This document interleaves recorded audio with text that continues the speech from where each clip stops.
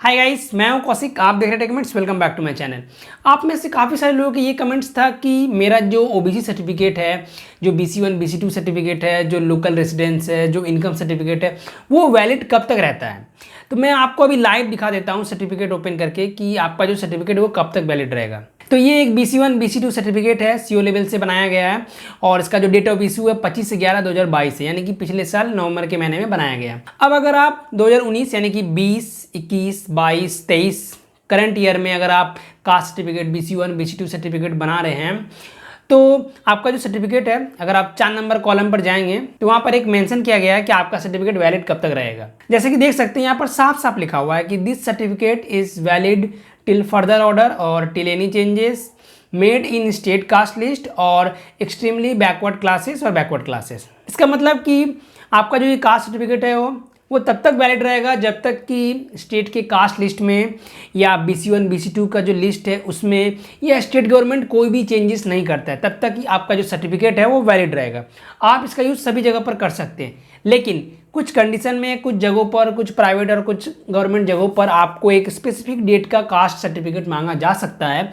उस कंडीशन में आपको फिर एक न्यू कास्ट बनाना पड़ेगा। लेकिन अगर कोई भी स्पेसिफिक डेट का कास्ट सर्टिफिकेट नहीं मांगा जा रहा है कहीं पर भी जहां पर आप दे रहे हैं, वहां पर आपका जो पुराना कास्ट सर्टिफिकेट है, अगर आप 2020, 21, 22, 23 पर बनाए हैं तो आपका जो कास्ट है वो वैलिड रहेगा, आप उसका यूज कर सकते हो। इसी तरह से अगर आपका ST SC का सर्टिफिकेट बना हुआ है तो वो कब तक वैलिड रहेगा। तो ये कास्ट सर्टिफिकेट है, SC कास्ट सर्टिफिकेट है।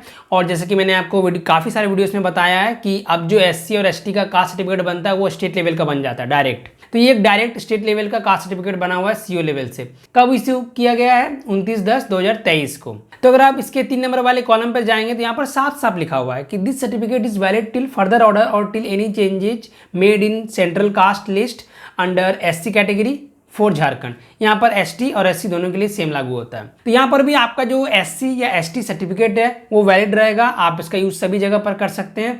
अगर कुछ जगहों पर स्पेसिफिक डेट का कास्ट मांगा जाता है तो वहाँ पर आपको न्यू बना के देना पड़ेगा, लेकिन तब तक आपका जो सर्टिफिकेट है वो वैलिड रहेगा।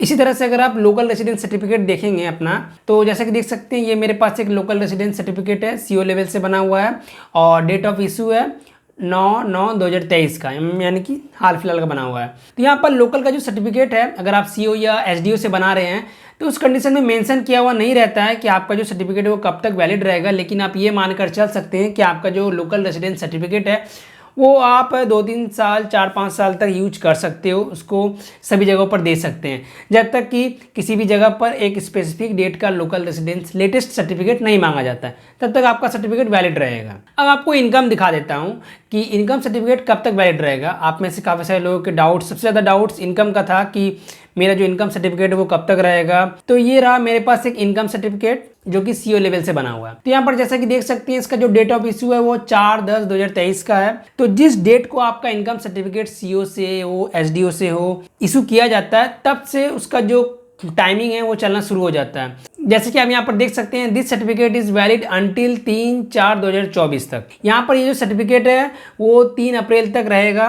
तो आपका जो इनकम सर्टिफिकेट है वो 6 महीने तक रहता है। अब आते हैं OBC सर्टिफिकेट कब तक रहेगा। इतना भाग दौड़ करने के बाद, इतने सारे प्रोसेस, इतने सारे स्टेप और इतना सारा डॉक्यूमेंट लगाने के बाद आपका जो OBC सर्टिफिकेट है, जो स्टेट OBC है, वो कब तक रहता है, तो मैं अभी आपको दिखा देता हूँ। तो ये एक स्टेट OBC सर्टिफिकेट है, इसके बारे में मैंने आपको वीडियो में बता चुका हूँ। CO लेवल से बना हुआ है। कब इशू किया गया? 15/4/2023 को, 15 अप्रैल 2023 को ये इशू किया गया। कब तक रहेगा? तो इस सर्टिफिकेट में भी अगर आप 4 नंबर वाले कॉलम पर आएंगे तो जैसा कि देख सकते हैं दिस साफ साफ लिखा हुआ है कि this certificate is valid for 1 year from the date of issue. जब आपका स्टेट OBC सर्टिफिकेट इशू किया जाता है जिस डेट को, उस डेट से आपका जो सर्टिफिकेट है वो 1 ईयर का रहता है। तो अगर आपको कहीं पर भी OBC certificate, state OBC certificate देना है और 1 साल के अंदर दे देते हैं तो फिर सही है, लेकिन अगर आपका 1 साल बीत जाता है फिर आप सर्टिफिकेट देते हैं पुराना वाला, तो वो एक्सेप्ट नहीं किया जाएगा, क्योंकि इस सर्टिफिकेट में साफ साफ लिख दिया गया है कि आपका जो सर्टिफिकेट है वो 1 ईयर तक रहेगा। अब आते हैं कि आपका जो DC लेवल का सर्टिफिकेट है,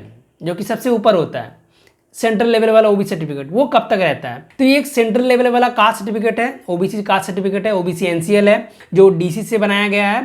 और कब इशू किया गया है? तो ये 28/6/2023 को इशू किया गया है। कब तक रहेगा?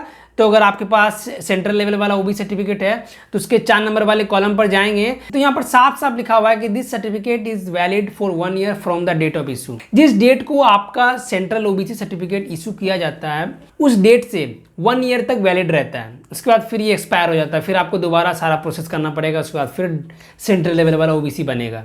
आई होप आपके जो सारे डाउट्स थे वो क्लियर हो गए होंगे कि आपका जो कास्ट सर्टिफिकेट है, जो लोकल है, जो इनकम सर्टिफिकेट है, स्टेट ओबीसी है, सेंट्रल ओबीसी है, वो कब तक वैलिड रहेगा, कब तक आप उसका यूज कर सकते हो। तो बस अगर वीडियो अच्छा लगा तो please like comment share subscribe to my channel, और इस वीडियो से कोई भी सवाल नीचे कमेंट कर पूछ सकते हो। आज के लिए इतना ही, जल्दी में नेक्स्ट वीडियो में, तब तक के लिए गुड बाय।